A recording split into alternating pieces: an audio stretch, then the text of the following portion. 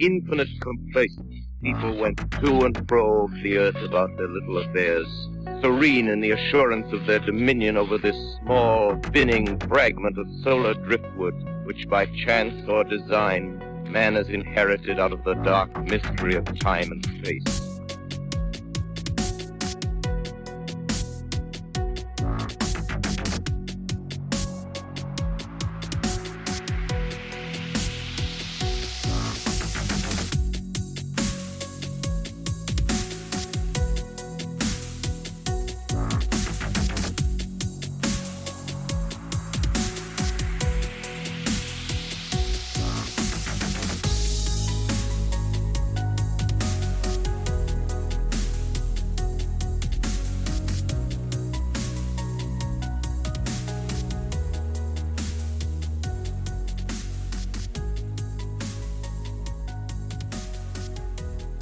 Well, no, I wanted to get you on because you had me on your show, which is, of course, Believe Paranormal and UFO podcast. And I thought that I'd introduce you to my audience if by chance they haven't, of course, found your show yet. I'm sure that a good majority already have. But you are in good old Australia. You're down under. That was my horrible impression of your accent. I will never do it again. And it is actually request that you do it exclusive about the interview, please. It will make me feel more at home. I don't know how you're going to go through your stories with a straight face if I start doing a terrible Australian accent. Good day, mate. Let's put another shrimp on the barbie. You know, I only know the stuff from Dumb and Dumber, really. Yeah. When he's poking his head out the limo, trying to hit on that girl. Yeah, that's where I go. That's my adolescent brain. No, that's totally fair enough. And I think that's pretty much how Australia's been, perceived in the media forever. And that and, Steve-O and the Crocodile Hunter, that's kind of people's two big touch points with Australia. Or Crocodile Dundee. Ah, yes, of course. Yeah, Crocodile Dundee. How could I forget about that national treasure? Do you folks over there, do you like that movie or do you look at that and go, it's so way off base? How do you feel about Crocodile Dundee? You know what? It's really funny because it depends on the part of Australia that you're in. Because where I live, it's kind of like this little tiny coastal town. But if you go kind of an hour in any direction, you go into these almost remote cities where people like that live every day. So Mick Dundee is like, you all were like, oh, that's spot on. Pretty much. Like there's genuine people like that around where I live. You get to the larger capital cities and that they turn more into hipsters with lattes rather than, guys with huge knives that go hunting. But yeah, no, for real. They, where I live, that would be about an hour in any direction and you'll be running into characters like that. That's awesome. Well, because I know here in the U.S., if you go to, like, say, Tombstone, Arizona, I have a friend out there who he lives there. He's lived there for years. And he goes, oh, yeah, if you go into any of the bars around here, they pretty much just have Tombstone, the movie with Kurt Russell and the boys, Val Kilmer, on a loop, which I'm sure drives the employees crazy. It's one of my personal favorites of all time, which I can put it on the background and be very happy. But yeah, it's kind of one of those things where you're going, well, we're going to embrace this, because it is part of the history of the town, obviously. The movie is not exactly spot on in its historical aspect and the facts, but it's an amazing movie, so pretty cool.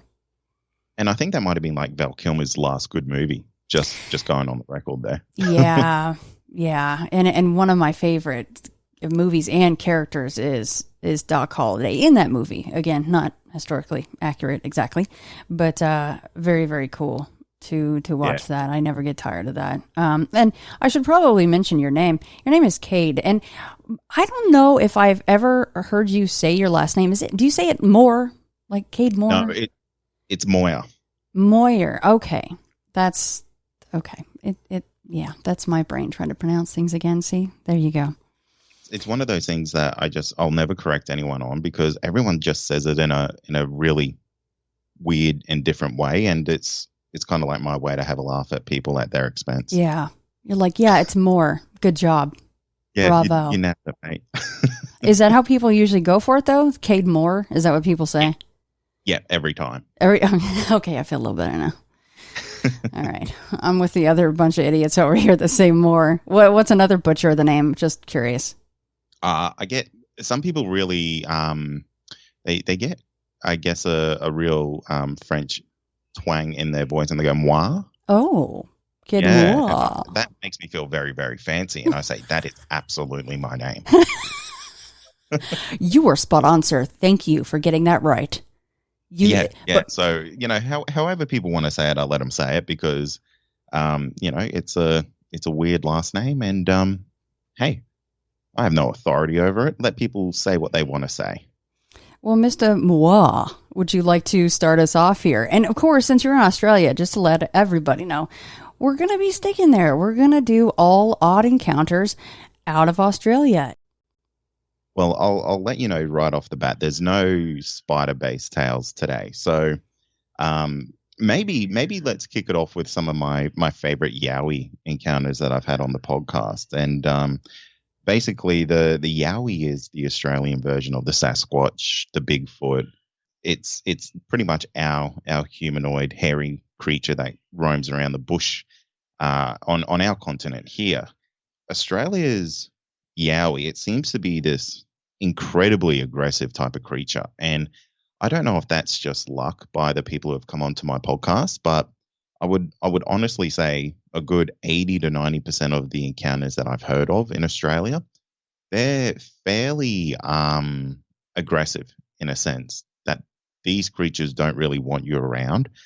They're very proactive about getting you out of their area. So the first one that I'll tell you about is a very unique encounter. So this actually happened in a small town about an hour and a half away from where I actually live. So this is pretty spooky stuff. So this lady was living on a rural property up in kind of a farmland based property. And she had her nieces and nephews living with her at the time. And on this property, it was a very, very old Queenslander style house. And essentially what that is, it's a house that's essentially built out of, it's made out of wood. It's very, very old. Usually they're about 100 years old because of when the first people arrived in Australia, they built these types of houses. And they were living in this house, and it had its bathroom external from the actual house. So it was basically an outhouse. I don't know if that's what you would call them over there. It sure is. Yeah, it is great. So they had an outhouse. So every time that they needed to go to the loo, they needed to actually go outside, and it was about 15 meters away from the house. So anyway, they started to notice some really strange and unusual activity going on, and they saw a genuine Yowie hiding behind this outhouse. And that once they spotted this creature, it really started to escalate the activity around the house. And they would hear these creatures walking around on the patio, or deck. That might be what it's called over there. And these creatures, because the house was wooden, they would absolutely shake this house to its foundations because these creatures were so big, they were so large, and there was a family of 3 of them. And they were walking around the house. They were climbing on top of the roof, and they were grabbing these rats, or these kind of like, in Australia we have these rats that are kind of like rats but on juice. They're massive. On they're juice. These rats. and they can almost be the size of like a I guess for you it would be like a raccoon. And What? yeah, they get quite large. And because they live in the bush, like they just go absolutely crazy. So they were grabbing these rats and slamming them on the roof and killing them and eating them. And then what happened? This story goes to an absolutely next level. Is the lady then noticed that there was another creature with them. It wasn't a Yowie. It was a rake. So there was a family of Yowies inside him with a rake. Now, for anybody that may not know, can you describe what a rake is? A rake is essentially, the way I would say it is the modern day ghoul. So it is this essentially hairless creature, bright white, and it can range anywhere from 5 to 7 foot tall, and it just has these eyes that just look terrifying. So she saw this rake creature co-living basically with these Yowies, and they were essentially helping each other catch these rats around her house. So they would come to her house as a food source, essentially. And these Yowies got so comfortable coming to her house that the rake actually went inside her house and was in her niece's bedroom. Now, how did it get inside? Through the fireplace? No, through the open window. So usually in these rural properties, there's no, I guess, screens on the window. There's just open windows. So the windows were always just open. And this creature just obviously came through the window, and they noticed it in the niece's bedroom. No, see, no, that's on the no list. The Yowies were pretty okay at first. Why are they hanging out with a rake and vice versa? I've never heard of anything like this. Yeah, I've never heard of anything like this before myself, and it really adds this kind of paranormal element to I guess a Yowie encounter, because I don't know what your position is on the Bigfoot or the Yowie, if they're flesh and blood, or if they're a more like a mystical type of animal. But when you see them hanging out with a creature of this caliber, it kind of makes you question what kind of, and this is going to sound really silly, but like, what kind of alliances do these kind of creatures have? So did they actually see the rake consuming one of these rats? They saw it eating them. See, and isn't that strange also because, and this is another big old can of worms, which you pretty much already mentioned, but you have this very supernatural, paranormal, not of this planet kind of a thing called a rake. And it still needs to eat, though, when it's here. It kind of boggles the mind a little bit. Yeah, I don't know what to think of things like that, because these things, they seem so fantastical, and how can something like this exist? And so many people see them, and then this lady basically confirms, yeah, I see it, and I seen it eating a giant rat. But you know what I'm saying? Like, if they're not of this world, it's just interesting that when they pop into ours, they're like, oh, I'm just going to have a little snack here. This rat looks really delicious. Just got the smorgasbord of Australia. Yeah. Eat some more spiders while you're there. There, I wove the spiders in for us. So the rake is coming into these open windows. Was it in just one room? Was it like a kind of quote unquote, I don't know if this is the right word, but attaching to one of the nieces or nephews, or was it kind of coming in all the rooms? No, so it only ever came into that one room, and after that, things got a lot more real for this family, because the I guess the main lady whose house this was obviously wasn't cool with that, as no one would be, and so they really started to bolt down the house. Every window got shut, every door got shut. They didn't go outside after dark, understandably, and they found that these creatures started to get a little bit more, I wouldn't say aggressive, but some really strange things really started to happen. So the lady had this, and this is going to be really, really hard to describe because I'm not going to do it justice. But what happened was they started to have these very, very odd things happen to essentially the fabric of their reality while living there. One of the things that really stands out from their encounter was they were all kind of sitting in their lounge room, and everything started to elongate. And what I mean by that is their they're doing things and they're looking at their hands and their fingers are stretching out without any control. So the actual fabric of what was going on in there in the sense of reality was genuinely being affected by potentially these creatures, or who knows, something else. Because for me to wrap my head around that I feel like there needs to be something else going on with that property for something like that to be happening. This is a cool story, because this is now the second thing I'm like going, I don't know that I've ever quite heard anything like that. Such a cool pick, Kade. So the fingers, they're looking at their fingers and those are even stretching out. Yeah.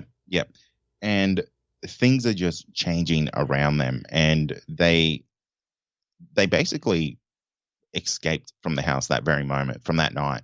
So they never returned after that, because I guess that's something that just changes the paradigm to another level. Because, firstly, you're seeing Yowies, you're having interactions with Yowies, and then you're seeing rakes. And then the next thing that happens is that the reality around you starts to be affected by some unknown force. I couldn't imagine why anyone would actually want to stay there. Man, they left and they never went back? Never went back. I wonder who lives there now. Yeah, I know the property's still there, and I know it's still being rented out to individuals. So there's a very good chance that, the people living in that property are having potential interactions with these Yowies, potential interactions with that rake, and who knows if this kind of phenomena is happening to them. You should write some kind of a note and stick it on the door, like, elongated fingers, why the long face? Contact me if you're still having these issues. I can possibly hook you up with someone that can help. Yeah, no, that's a great idea. It's a property that I always want to go to, but the keeper is very aggressive and secretive about it, because this kind of made big news in the region. And I think a lot of people were trying to find out where the property was, and he wasn't too appreciative of that. Okay, that's interesting. You said it made the news. So when something like this happens in Australia, this actually hits mainstream news and they're taking it kind of serious? It's interesting. Australia is pretty big on its Yowie coverage in Australia, because the news articles that kind of get written about the Yowies here aren't jokes. They're almost these factual types of articles where they say, this is where it got seen, this is what happened, and here's an actual picture of what I think it was. Oh, that's really cool. You guys are lucky for that, big time in that aspect, because while UFOs are now really picking up over here, they just did a piece on it on 60 Minutes, which is a very serious, kind of hour-long news thing. It's very usually heavily political. Anytime Bigfoot's talked about, it's pretty, it's in a very joking manner. So that's cool that you guys have that. Now, they were serious about the Yowies, but did the whole rake thing come into that? It did. It came in as almost like a secondary story that they ran weeks after it, because the lady who had these encounters, I mean, as you know, it's so hard for people to come out and talk about this type of stuff. And she to do that to a mainstream media outlet is even harder. And she didn't tell them about the rake right away, because, I mean, Yowies are, a crazy enough type of encounter. Right. If you go tell them that you're seeing some type of ghoul or other type of monster, it can, I guess the mainstream media can almost look at that and go, well, they're blowing that out of proportion to potentially make this story a little bit more pumped up than what it is. But for those in the know, kind of understand, no, those types of creatures are existing, and people do see that type of thing. Now, what about the face of the rake itself? Did she get a good look at that at all? She did, and this is quite interesting, because she said the face was out of focus, to a sense, that the eyes and the mouth were almost like they were kind of like black masses of just energy.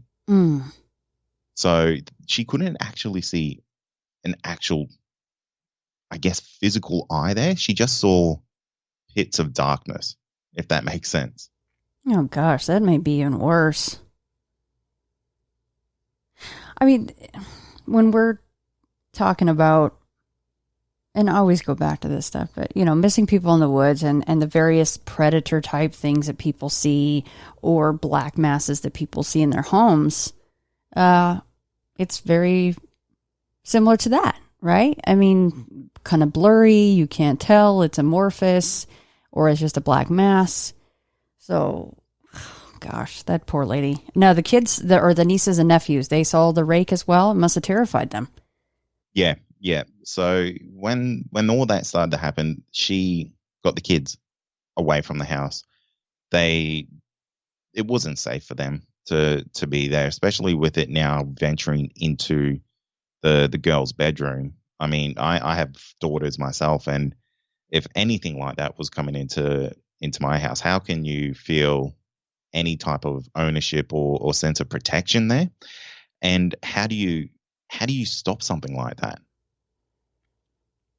Now, Australia, firearms are allowed there. People are armed there. Not really. Okay. You can get special permits to carry firearms, but the laws here are insanely strict when it comes to that. You have to go through so many different license applications, and a lot of it is actually just used for hunting purposes. Gotcha. I was just imagining, because you kind of mentioned it was basically a farm or a ranch, rural, and she's obviously a woman living by herself, except for the nieces and nephews, but essentially no man of the house. I just thought, well, maybe she's, I'm just picturing the lady with the shotgun kind of a situation. I was just wondering if that ever happened. But okay, what about the Yowies? What size were the three of those guys? They were so tall that she couldn't see the shoulders above the patio roof. And that would probably put these creatures at about 9-10 foot tall. They were gigantic. Oh, geez. Okay, that's actually taller Yowies than you usually hear about. Holy smokes. Oh, that poor lady, man. She was like, yeah, we're out, bye, see ya. I mean, did she own that place? No, so she was only renting that place. So right. she basically, when all of this happened, packed her gear up and left after the reality warping type of stuff started happening to her. And she just never went back. She just continued to pay the rent till the lease was done, and that was it for her.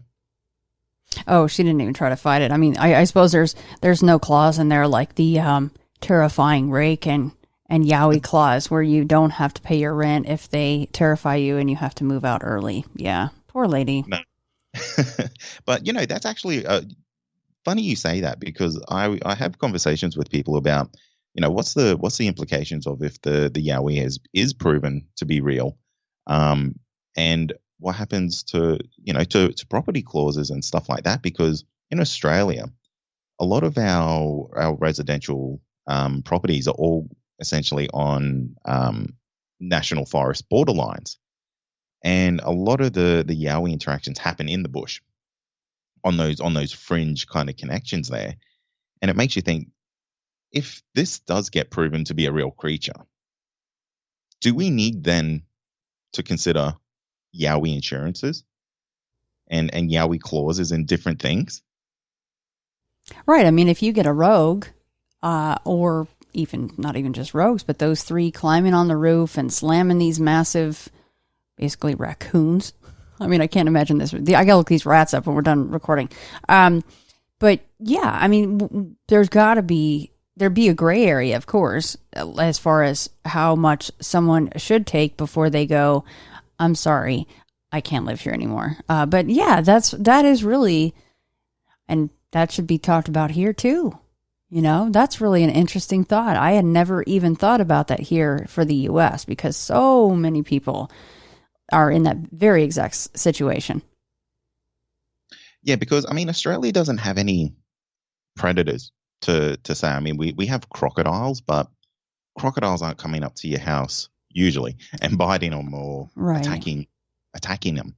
And I know these are really far out, and kind of insane thoughts to have, but that could potentially be a reality one day where you need Bigfoot insurance on your house. That's awesome. Let's hope we get there. Yeah. I mean, it is nice though, the whole hunt and the chase, not the quote unquote hunt, actual hunt, but just looking for these guys and wondering. And I like debating with people about the reasons that they really could be out there. Personally, I don't want us to find them either, because there's just this really romantic idea about these creatures existing and just forever evading the human race. I think that is just so fantastic, and it just adds this great level of mystery to the world, I think. No, it totally does. And in fact, when we had a friend of ours come out to our rental cabin, it was our last night in West Virginia, and Les Odell came out.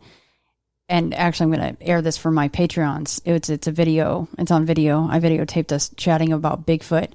Seth said, when they were in Washington State, one of the Olympic Project members named Derek, and he's a real level-headed guy, been in Bigfoot a long time, has had a couple of experiences. One was terrifying. I've talked about it many times. He says he thinks that there are maybe just several hundred in the United States, which, as much as I do love the mystery of it, if that's the case, then they do need to be protected, which absolutely would be a shit show for so very many reasons. As far as you got people freaking out, they won't be going to national parks, they won't be going to the woods at all, out of terror and trying to keep their kids safe. Totally get it, fine. And also, just like the whole owl thing with the logging out here, it shut down logging I think it was just Washington State, the snow owl. And that's the only reason I think that they would really need the help. If there's only a few hundred of these things, and just talking about the U.S., then it would really be pretty damn horrible if they were just totally gone. And then, especially if they were totally gone, and then all these asshats going, there's no way Bigfoot's real, I don't want to hear it. They're like the scofftics. Like, they're really, you can't even talk to those people. They'll go, we were right the whole time. Yeah, exactly. And, I think the population level for these creatures is probably the same around the world, because one, I find it so fascinating that a creature like this essentially exists on every continent around the world.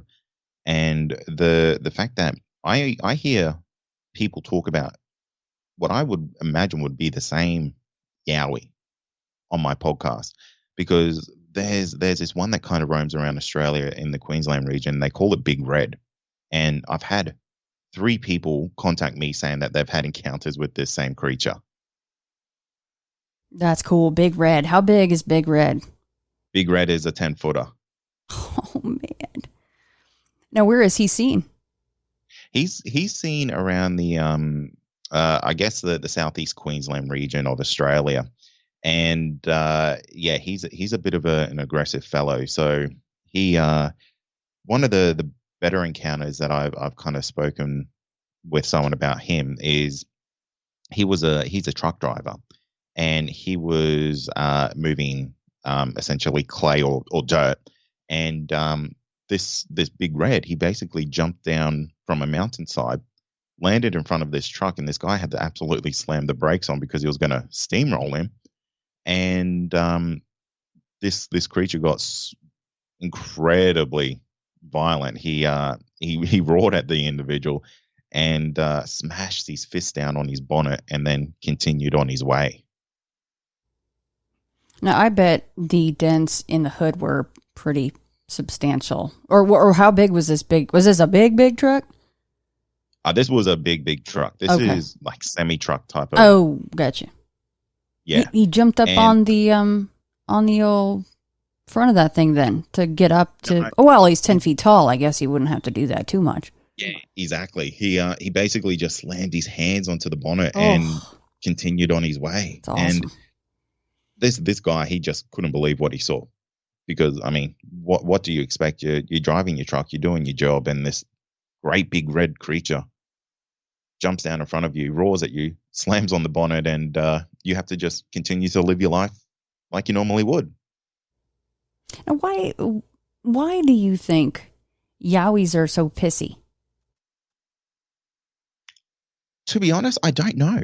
It's really a tough question to answer because I feel like the Yowies have got some of the best environments to live in because they have no other creatures to worry about. You know, they are genuinely the king of their jungle because, you know, over in your part of the world that there's bears and cougars and, you know, other large big cats all over the country.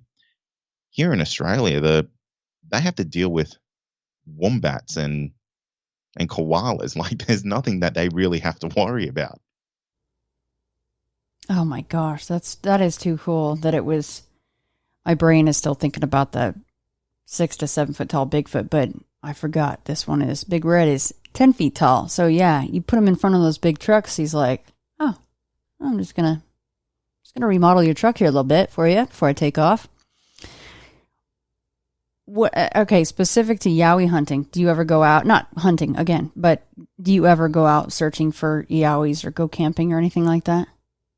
No, I'm very much a keyboard warrior when it comes to the world of the Yowie.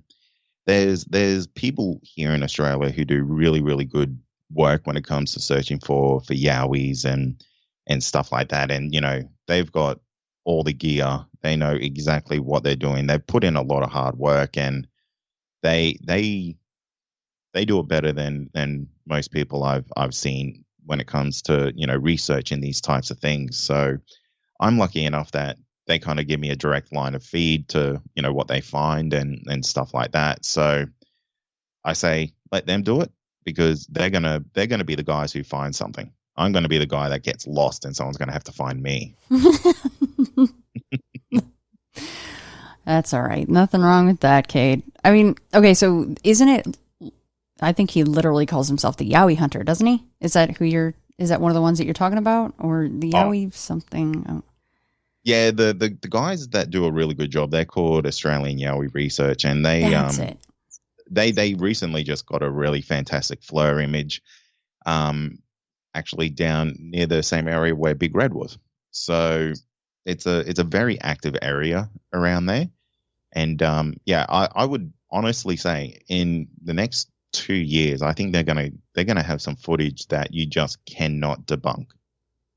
Well, here's the thing. If they do it out there, not automatically, but you're going to get a lot of people here in the States going, oh, okay, well, it looks like Bigfoot really may be here. You know, you're going to get the 10 or 5%ers going, about 90%, 95% that they're here in the States, right? Yeah, definitely. Because it's this worldwide type of phenomenon that these creatures are spotted everywhere. You know, they just have different names or they just look a little bit different. It is pretty cool, though, that the temperament, even here in the States, as you know, it can be very, very different. The ones in Washington State, for the most part, not across the board, but for the most part, they seem very passive. They just want to watch. They don't want you to see them. If you do, they'll just walk away. You go down south or, you know, maybe even in Florida, they seem a little more pissy down there, kind of like your Yowies. So it's just interesting, these different parts of the U.S. Maybe it has to do with weather. I always laugh that the ones down south are pissy because it's, you know, like you have the humidity and the heat. That's what they've got. So, I mean, Washington State's a little more, a little milder weather up there, except for the winters get a little cold. But I think they're a little more suited to that climate anyhow with all that darn fur, you know? Yeah, maybe. And I just wonder if the Yowie is a more territorial type of creature because a lot of the people that I talk to who have encounters with these creatures, I would say a majority of them are kind of escorted out of the area that they're in or really forced to move on quite quickly. Yeah, like wouldn't you say that the Yowies are employing almost military tactics to get them absolutely. out? Absolutely, I would. They are, you know, they're quite ruthless and they'll move you on as soon as as soon as you kind of get too close to their area. I mean, if you're somewhere with lowland gorillas, and they start to get aggressive, you're going to move the hell out of the area real quick. I mean, you're talking about things of that size, and you're talking about Big Red, Mr. Big Red over here, Mr. 10 feet tall. Nah, it's time to go. I mean, that guy in that truck, he couldn't have been in a bigger truck unless he had like a tank or something. But, if you're in a regular vehicle and that thing is standing in front of you, you're going, this thing can flip over my car if it wanted to. Yeah, definitely. The guy in the truck, he thought the Yowie was going to punch through the window and grab him. Jeez. That's how big this thing was. I mean, how many reports have you either taken or read that there has been hands laid on a person by a Yowie and they get physically injured? It's funny you say that. I recently interviewed someone who come forward after, God, it would be about 20, 30 years of keeping this story to himself, where he wasn't attacked, but he shared the story of what happened to this woman. So his mother was a cleaner at a high school here in Australia, actually down near where Big Red is. And what happened was they were, I guess the staff were cleaning this building block, and one woman went into a room, and in that room was an extremely large Yowie, and she was standing, unfortunately, in the only exit to that room. So, unfortunately, she kind of got attacked quite viciously, and she had extremely large scratches from her face down to her chest, and they were quite deep. And she was, I don't want to get too graphic here, but she was kind of just bleeding all over the place, and it became quite a large emergency. And the lady was just kind of repeating over and over, it was large, it was black, it was hairy, and she kind of disappeared from the community after that, because she was just never the same. She actually spent some time in a psych ward after that because it affected her so much. And I guess the sad thing is that a lot of people don't realize that people who have encounters with these creatures, it has such a larger knock-on effect to not just them, but their family and everyone around them. Well, talk about a situation where PTSD is likely to take place afterward. Poor lady. Yeah, it's really, really heartbreaking, because a lot of people, and I imagine you get this with your show there, Shannon, is that people will say to you, you can't believe everyone that comes on your show and tells you that they've seen a Yowie or a Bigfoot in your case. And my answer to that is always, well, yeah, of course I do, because what do they have to gain from coming on here and telling me that because they saw this creature that the rest of their life is messed up because of that? Right. What do they gain from that? Right, especially when they're saying, I can't go to sleep unless I have the lights on. Or, like the guy from My Beast in the Trees episode, he doesn't even live in the same state, and he didn't even see this thing. It's a crazy episode. But he goes, there's 4 feet in between my house and the garage, which is separate, right? So it's open air, and it's door to door, 4 feet. And he goes, I take my gun with me for that 4 feet. And his experience was like 20 years ago. I mean, these are not the experiences to have at all. And what do they get from coming forward and telling a story like that? They get nothing from that. You get to speak to this person about something that is so intimate and so personal. And I don't know about you, but I always feel like the luckiest person in the world that these people share their stories with us. Oh my gosh, that's the biggest thing about it. And I profusely thank everybody that comes on my show, because I know that it's not easy, and you've taken the same type. I know those that they sometimes have literally told nobody else, but they chose you. That's astonishing to me when that happens. it really goes to show that these encounters, they affect people a lot more than what a lot of people realize. And I'm really glad that the stigma around this is starting to change, especially when it comes to UFOs, because I mean today we've only really touched on a handful of Yowie encounters and the effect that can have on people. But when people have really profound encounters, say with UFOs and the paranormal, that's just another layer of I guess the unknown to talk about. Now, I know that you said you don't really go out camping and trying to poke the bear to find one of these things and have that sighting, but would you kind of like to save the fist on the roof, or the hood or bonnet, as you call it there? Would you kind of like to have a road sighting of some sort that you knew that's what you saw, so that you could have that confirmation experience? I always say be careful what you wish for, because once you see something, you can't unsee it. And for me, I would genuinely love to have some type of I guess sighting encounter with a Yowie, because I believe the creatures are out there. I've spoken to far too many people who have had encounters with them to think otherwise.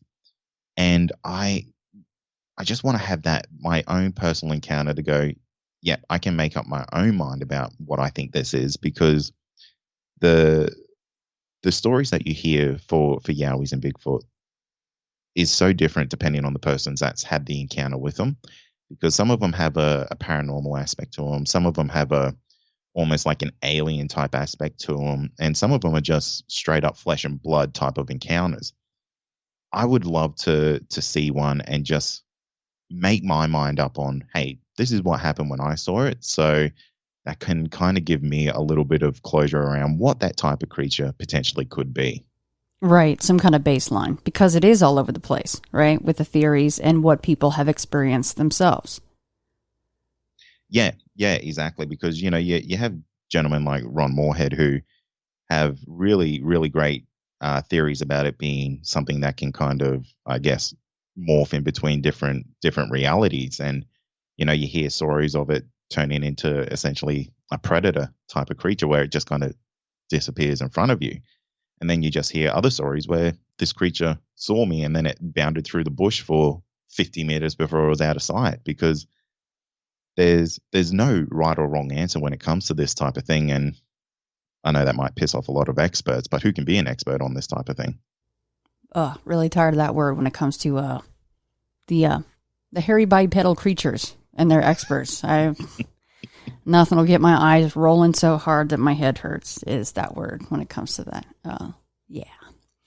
Okay, you opened up so strong with that one, and I apologize. I've already kept you for the hour, but would you, and I really dug deep because I love that story, would you mind sharing one more before I let you go? Okay. Do you want a Yowie story? Do you want to stay on the Yowie topic here? Well, I mean, we may as well, right? They're just so damn interesting. It's up to you, though. It's dealer's choice. All right, let's go for another Yowie story. So, let's go for. I'm going to tell you the most popular Yowie story that's on the podcast. So, this one happened in the Northern Territory here in Australia, which is a very kind of dry and essentially tropical climate. And again, it's another angry Yowie story, and the title of the episode is actually called "I Was Chased by a Yowie." So what happened was this lady used to go on morning bike rides with her two dogs through this kind of back road area, and again it backed onto bushland, and she would do this every day for weeks, and her dogs started to become, I guess, increasingly agitated on this certain road. And one day she was riding her bike without her dogs, and this giant Yowie jumped out of the bush and started to chase her. She's on her bike and she is riding harder than she's ever ridden in her life. She can feel her heart pumping out of her chest, because this creature is essentially right over the top of her. She can feel its breath on the back of her neck. She's riding, she's looking down, and she can see this creature's legs next to her as she's pumping away.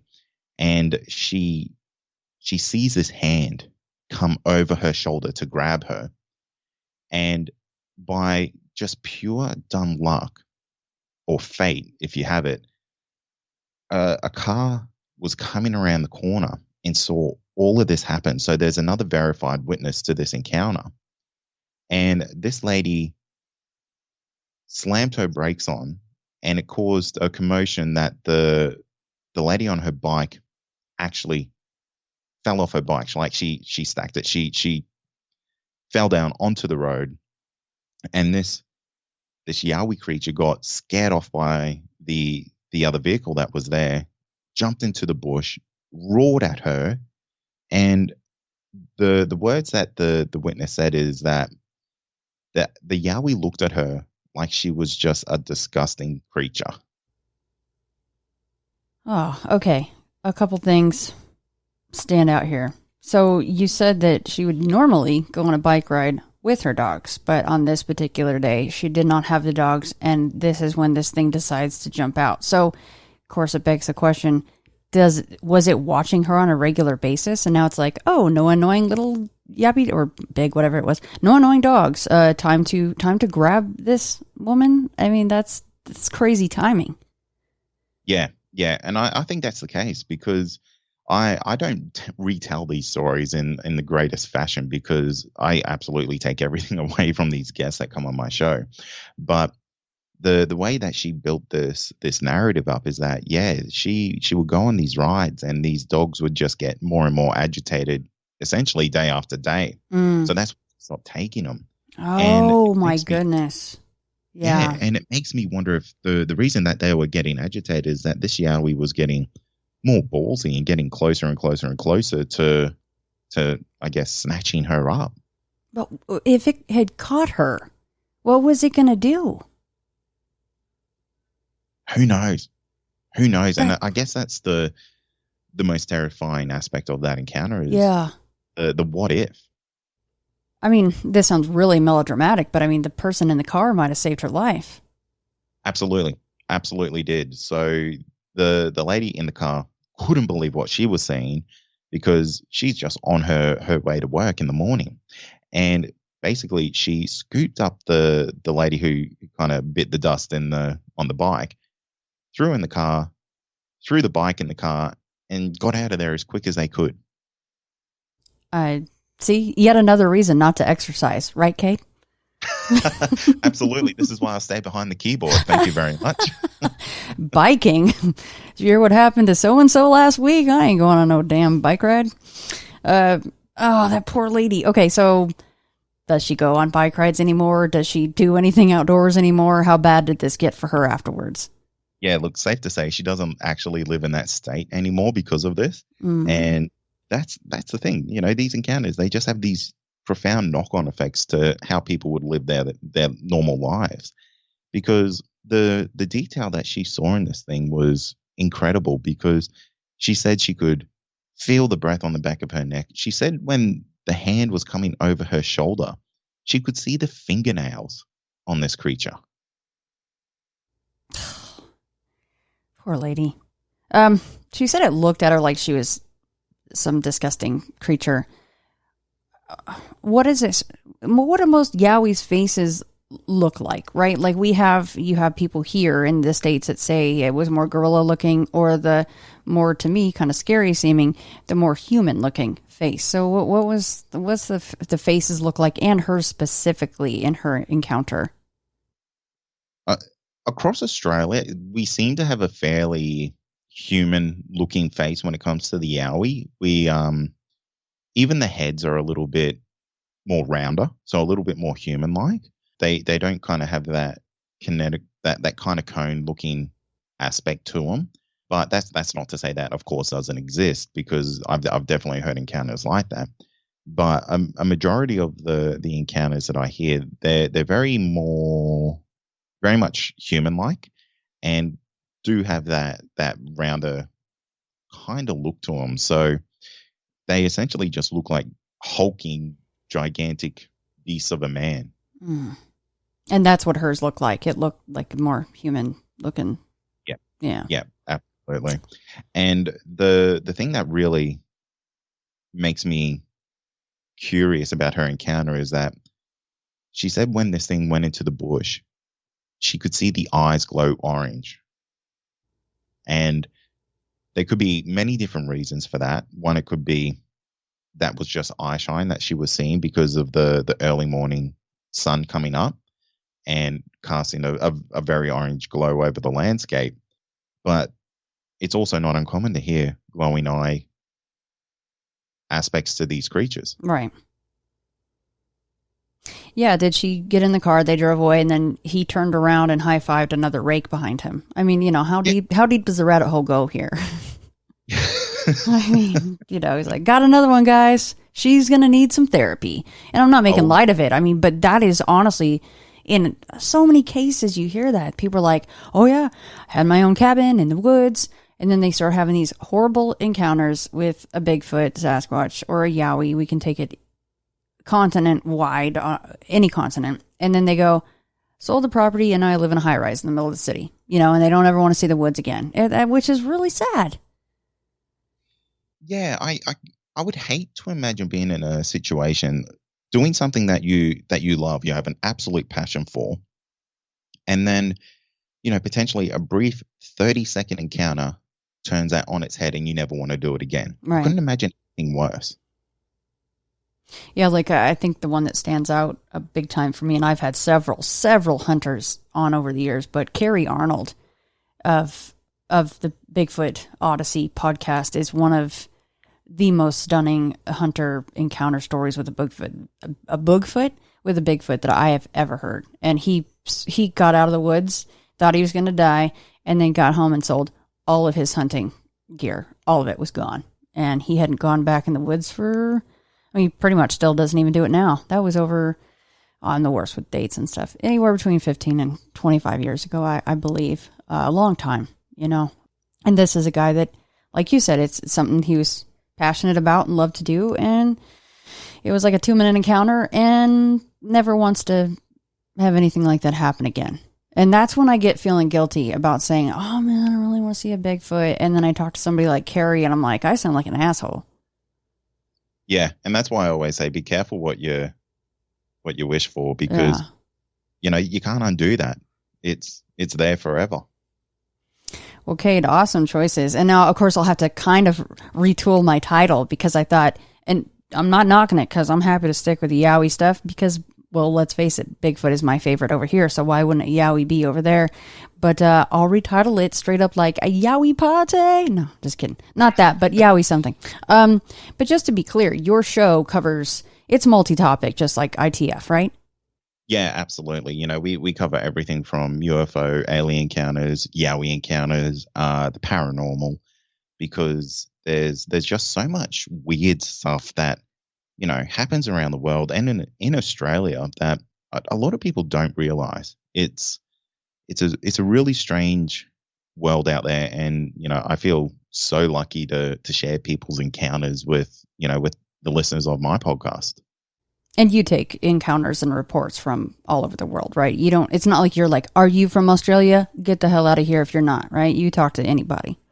Yeah, absolutely anybody. I recently, just last night, interviewed a young gentleman from Texas who had some very, very scary paranormal activity happen in his apartment there. So he was lucky enough or kind enough to wake up at 4 a.m. in the morning to do it. I didn't realize the time difference. So, but yes, no, to answer your question, I definitely talk to people all around the world. Did you guys have an accent battle to see who has a more attractive accent? I think he won. I think he sounded very handsome. He sounded very attractive. Okay, let everybody know where they can find your pod, please. Yeah, so you can find the Believe Paranormal and UFO podcasts on basically every podcast app that exists. But you can also go to believepod.com to find all the episodes on there as well. And what about the socials? You want to plug any stock book or Twitter feeds or anything?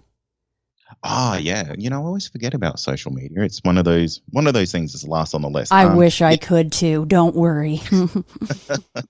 But essentially, if you just search the Believe Pod on Facebook, Instagram, and Twitter, you'll find me on there as well.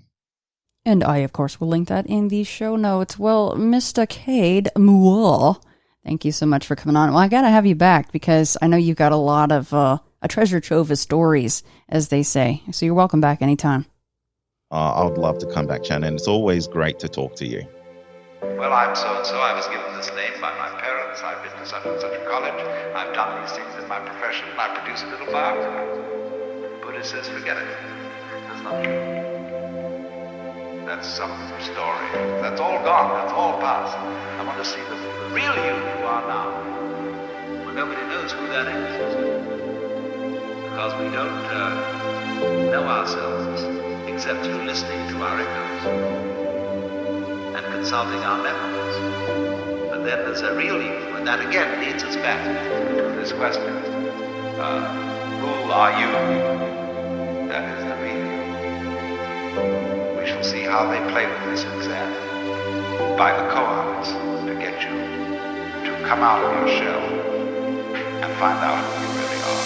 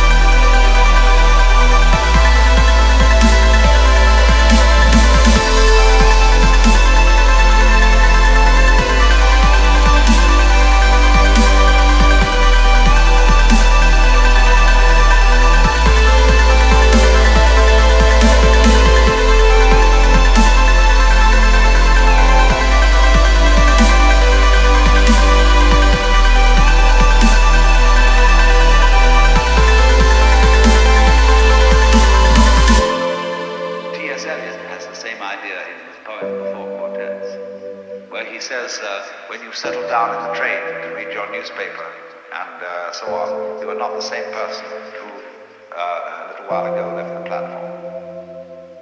If you think you are linking your moments up in a chain. And this is what binds you to the wheel of birth and death.